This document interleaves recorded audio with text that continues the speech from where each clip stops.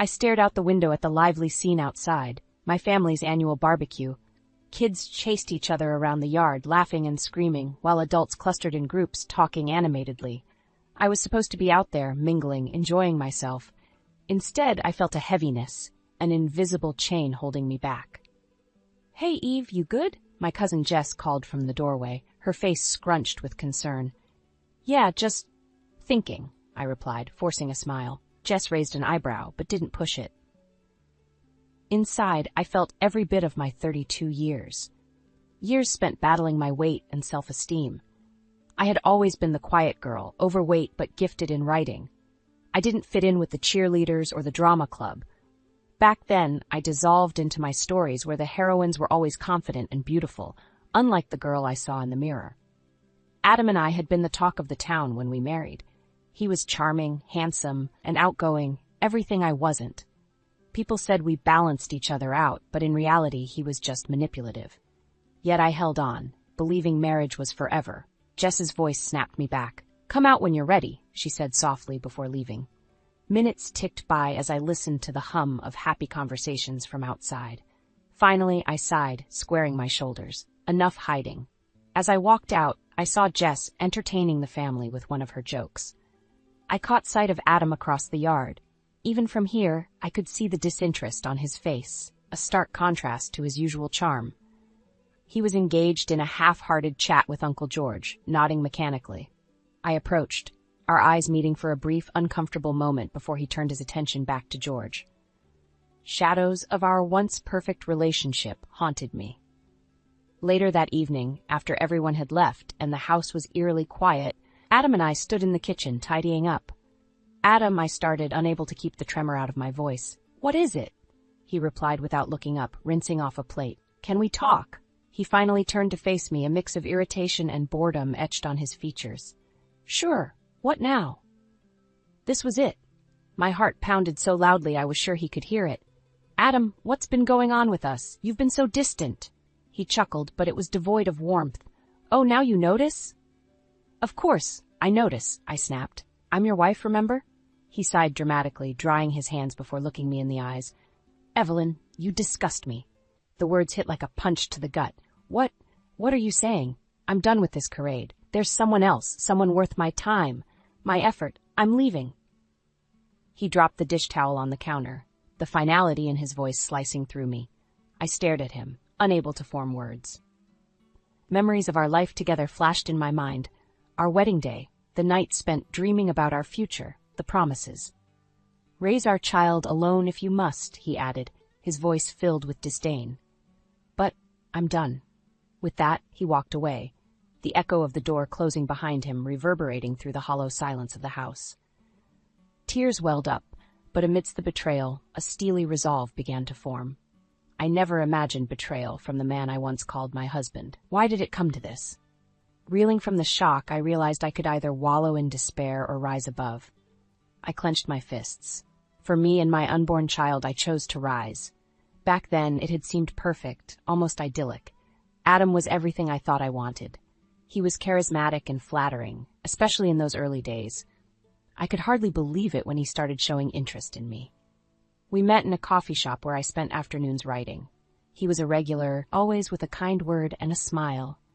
One day, he just sat down across from me. "Mind if I join you?" I looked up from my laptop, surprised. "Oh, sure. I've noticed you here a lot. What are you working on?" "Evelyn, right?" he added before I could respond. My cheeks flushed. "Yes, Evelyn, and you are?" "Adam," he extended his hand, his eyes twinkling. "So, Evelyn, what's this masterpiece you're crafting?" "It's just a story," I muttered, feeling embarrassed. We talked for hours that day. He seemed genuinely interested in everything I said. For the first time in my life, I felt seen. And then his courtship began. Attentive, generous, and seemingly perfect. At our wedding, he held my hands and gazed into my eyes. "I promise to love and cherish you forever," he had said. I believed him. But the cracks were visible even then. They started small, like a tiny tear in fabric. I noticed his tendency to belittle small accomplishments. "You wrote another story today? That's cute, Eve, but when are you going to write something that matters?" His words stung, but I brushed them off. I was desperate to hold on to the dream. As the years passed, his charm turned sour. I remember one dinner party vividly. I had worked hard to prepare everything perfectly, eager to impress his colleagues. "Is the meat undercooked, or is it just me?" he teased in front of everyone. Laughter echoed around the table, but inside I crumbled. One night, about a year into our marriage, I confronted him. "Adam, why do you keep belittling me in front of others?" His eyes narrowed, and a cruel smile played at his lips. "Oh, come on, Evelyn. Stop being so sensitive. It's just a joke." "But it hurts," I insisted. He sighed, exasperated. "Fine, I'll try to be nicer. Happy now?" I nodded, but I knew deep down it wasn't over. Things took a darker turn when Melanie entered our lives. She was Adam's childhood friend, and her arrival was anything but subtle. She'd show up unannounced, a bottle of wine in hand, laughing too loudly, her eyes lingering on Adam a little too long. One evening, Melanie was over again.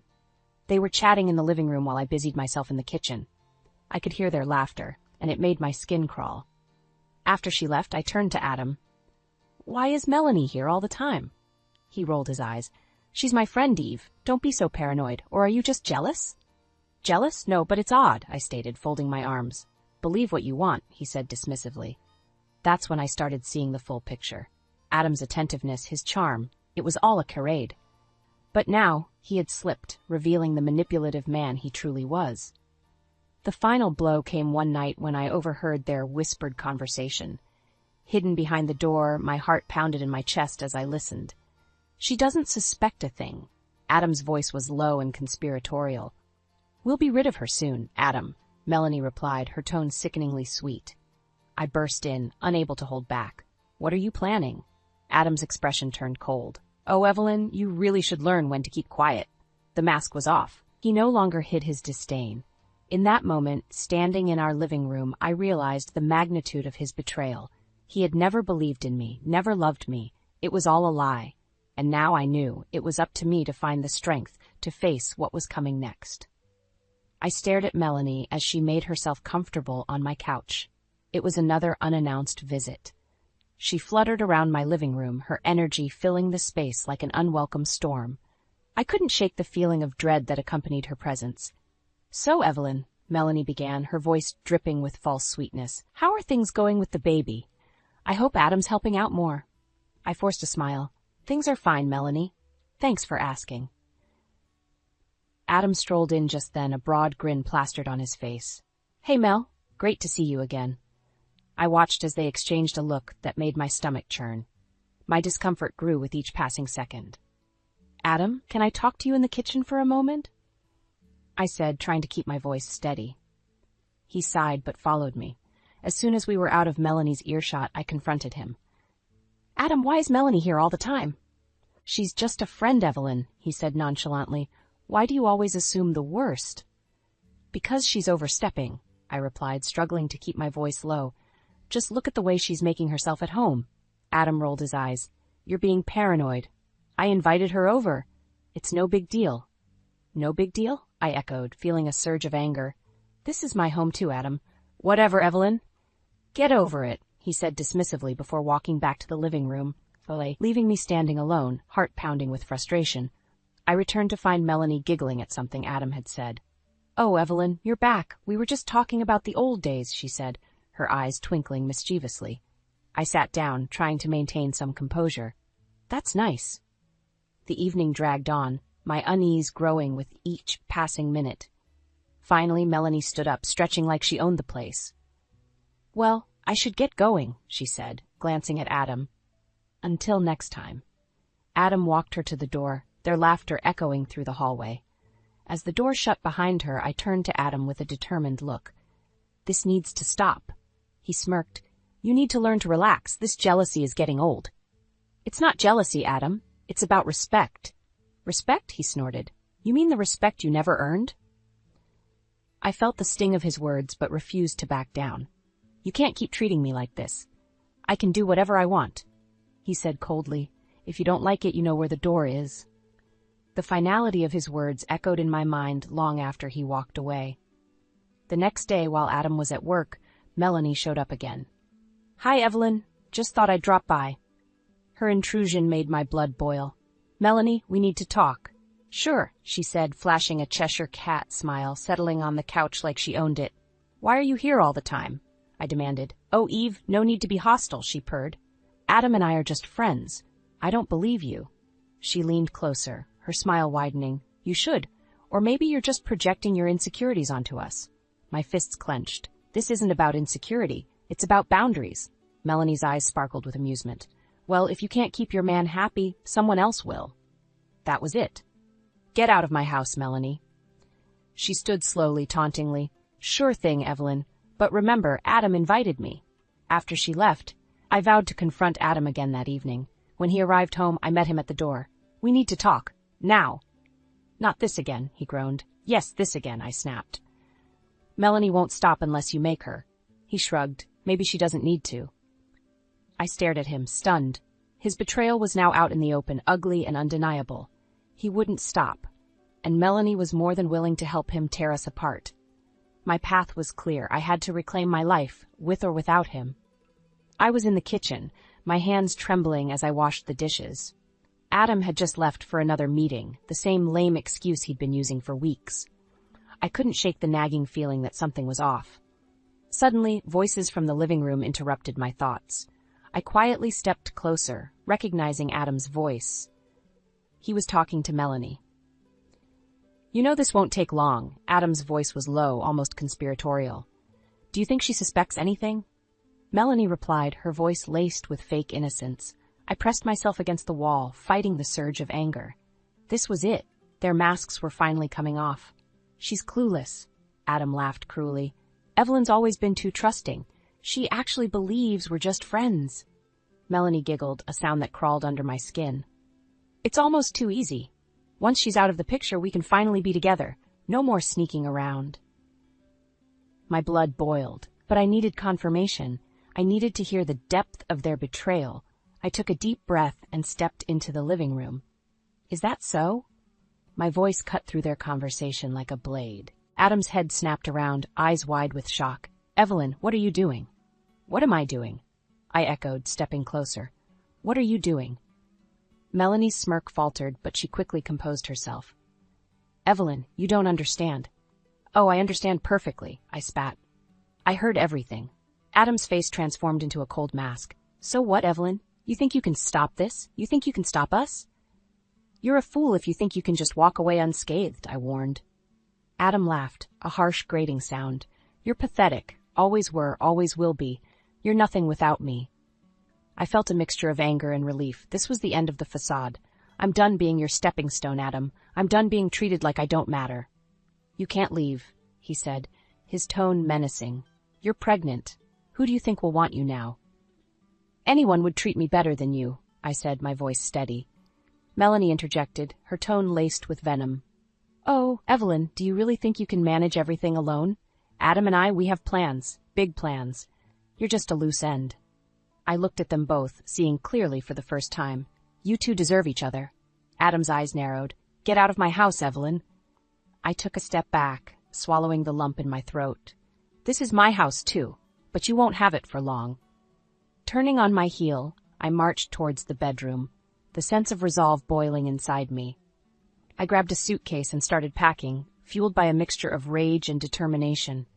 Minutes later, as I zipped up the suitcase, Adam appeared in the doorway. You're really going to do this? Yes. I'm done, I replied, meeting his gaze head-on. He snorted. You'll come crawling back. Mark my words. Without another word, I pushed past him, dragging the suitcase towards the front door. I could hear Melanie's giggle echoing through the house, but I ignored it. My heart ached, but my spirit was unyielding. As I stepped outside, the cool evening air hit my face, providing a strange sense of freedom.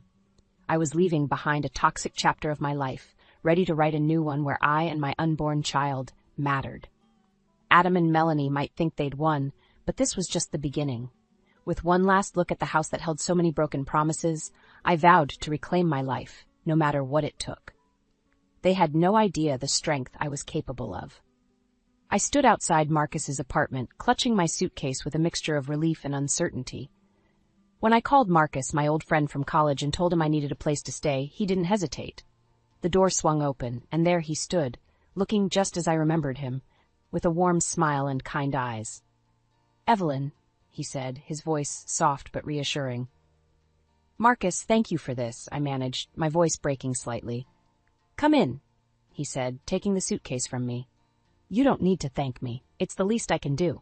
As I stepped inside, the familiar scent of his apartment enveloped me. Marcus guided me to the living room, and I sank into the plush couch, feeling the weight of the recent events crashing down on me. So Adam finally showed his true colors, huh? Marcus asked, sitting across from me, his expression serious yet comforting. Yes, and it's worse than I imagined, I sighed. He's with Melanie, and they plan to get rid of me. Marcus clenched his jaw. You deserve so much better, Evelyn. Don't let them break you. I nodded, feeling a spark of determination. I won't. The next morning, I woke up early, ready to take the first step towards reclaiming my life. Marcus had already left for work, but he left a note on the kitchen table. Eve, remember you're stronger than you think. Call me if you need anything. Marcus. I smiled weakly at his words of encouragement. I had a busy day ahead. First stop, securing legal help. At the law office, I met with Rachel Sanders, a fierce and seasoned attorney. Her no-nonsense attitude and sharp intellect immediately put me at ease. Evelyn, I've reviewed your case, Rachel said, closing the file she'd been studying. We have a solid ground for divorce and custody. Adam's behavior is both deplorable and documented enough to swing this in your favor. And Melanie? I asked, unable to keep the bitterness out of my voice. Rachel smirked slightly. We'll make sure she's seen for what she truly is. This will be a fight, but we can win.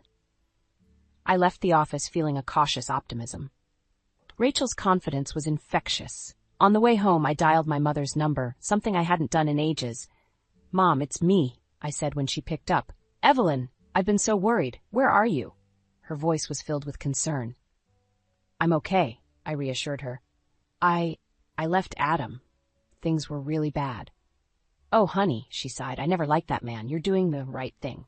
After hanging up, I felt a strange lightness. Slowly but surely, I was taking control. When Marcus came home, he found me at the kitchen table, papers spread out in front of me, rental listings, budget plans, all the first steps towards independence. Looks like someone's on a mission, he said, setting down his briefcase. I am, I said, meeting his gaze firmly. I'm getting my life back. Over the next few weeks, Marcus was a constant support, helping me find a new place, driving me to appointments, and just being there to listen when the weight of it all became too heavy. One night, we sat on his couch, a pizza box between us. You're incredible, Eve. After everything, you're not just surviving, you're fighting back, Marcus said, his admiration clear. Thanks to you, I replied, a warmth spreading through me. You've always had this strength, you know. It just took a jerk like Adam to bring it out, he said, his tone half joking but entirely sincere. In that moment, I realized something profound. I was shedding my old self, the one who felt small and insignificant. I was becoming someone stronger, driven not just by survival, but by the fierce need to protect my future. Adam and Melanie thought they could break me, but they were wrong. This was just the beginning of my new life, and I wouldn't stop until I had everything I deserved. I was combing through some of Adam's old files when something caught my eye. A document from his business labeled urgent. Curiosity piqued, I pulled it out and started reading. My heart raced as I realized what I was holding, evidence of financial trouble. That night, I met with Marcus. We spread the documents across the kitchen table, piecing together the puzzle. Adam's business is tanking, I said, astonished. Marcus nodded, scrutinizing a particularly damning report, and it looks like they've been hiding it well. Almost too well. What do you mean? I asked. He leaned back, fingers steepled under his chin. I think there's more to this. Look at these payments. They're shelling out a lot more than they should be. Fraud? I whispered, almost afraid to hope. Marcus nodded, eyes glinting. Could be. We need to dig deeper. If we can prove this, it could turn the divorce and custody case in your favor.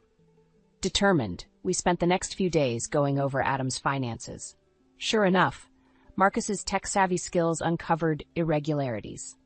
It was clear, Adam and Melanie were embezzling funds. Armed with the new information, I made an appointment with Rachel. Sitting across from her, I presented the findings. Rachel, look at this, I said, spreading out the evidence. Adam and Melanie are committing fraud. Rachel's eyes lit up as she sifted through the papers. Evelyn, this is gold. We can use this to turn the tables, but we need to act fast. She quickly formulated a plan. We'd present the evidence in court, aiming not only to secure the divorce and custody, but to expose Adam's criminal actions. On the day of the hearing, I felt a rush of nerves. Marcus squeezed my shoulder reassuringly. "You've got this, Evelyn."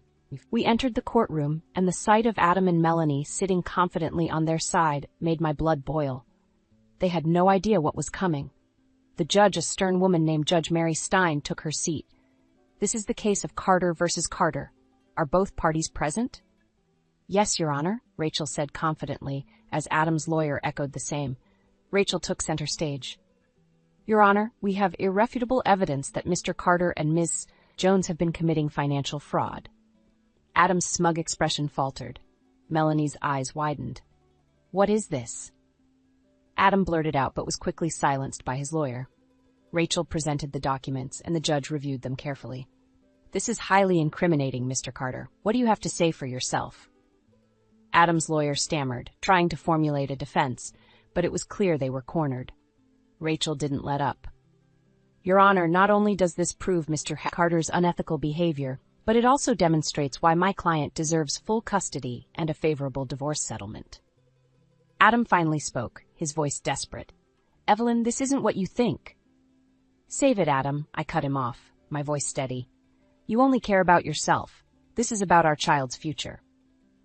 The judge glanced between us, then back at the papers. After a tense pause, she spoke. "Given this new evidence, I'm ruling in favor of the plaintiff. Mrs. Carter will receive significant alimony, full custody of the child, and Mr. Carter is to face legal consequences for his fraudulent activities." A wave of relief washed over me. Adam's face was a mask of shock and rage. Melanie looked ready to bolt. After the hearing, Marcus and I walked out of the courthouse. "You did amazing," he said, his pride evident. "We did it," I corrected, feeling lighter than I had in months.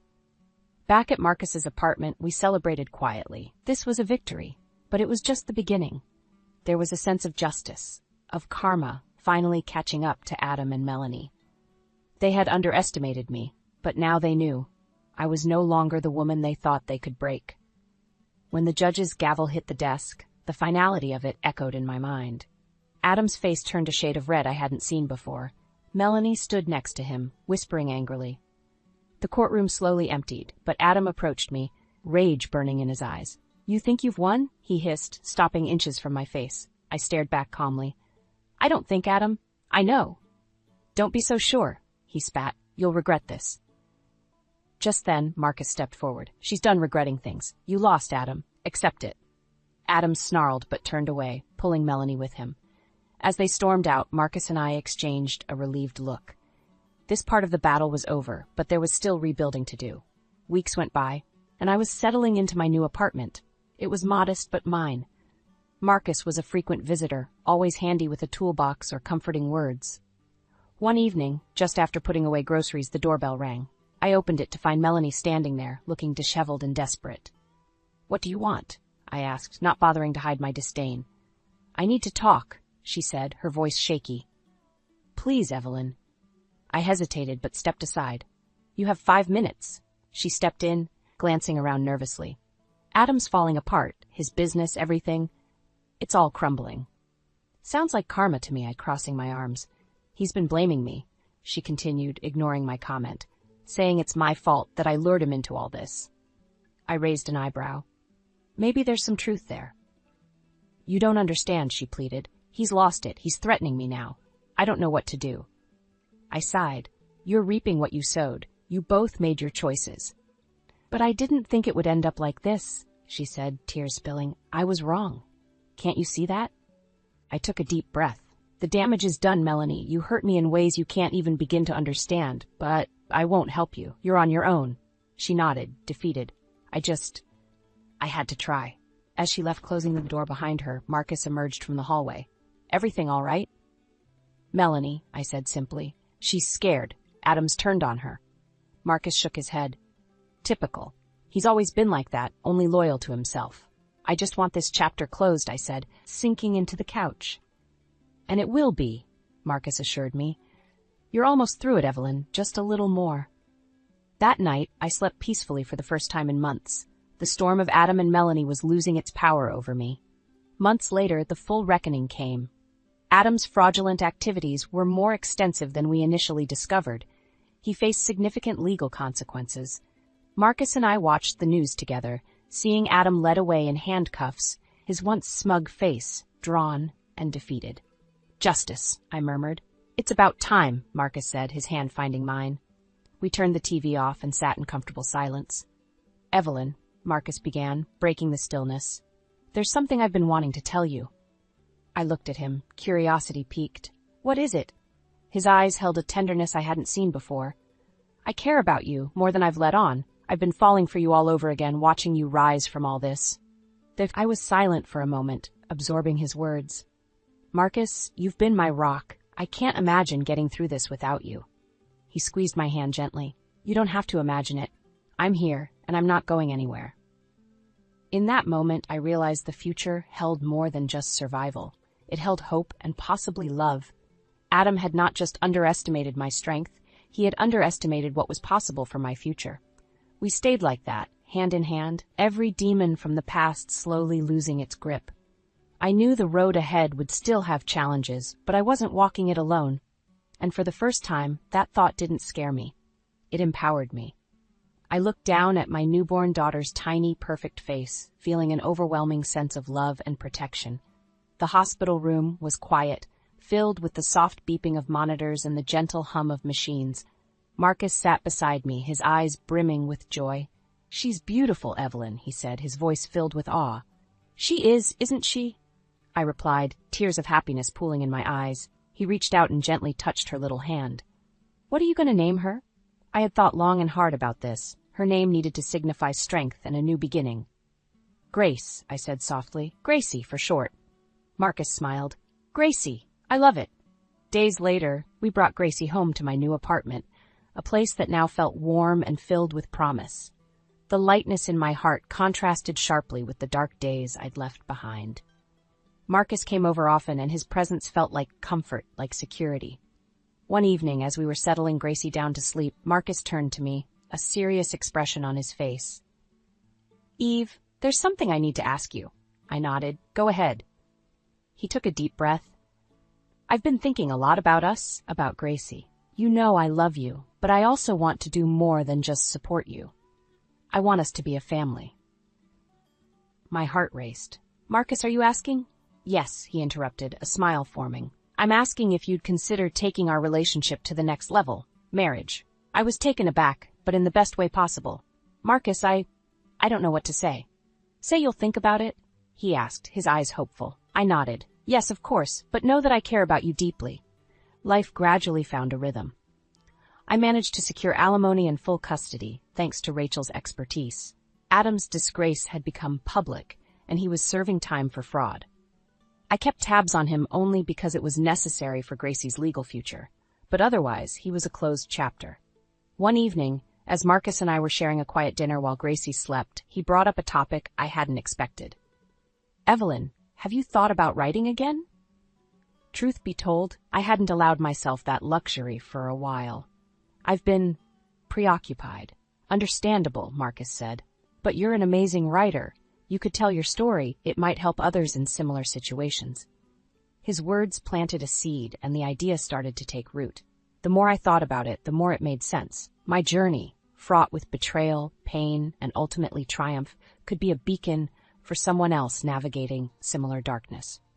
With Marcus's encouragement, I dusted off my laptop and started drafting.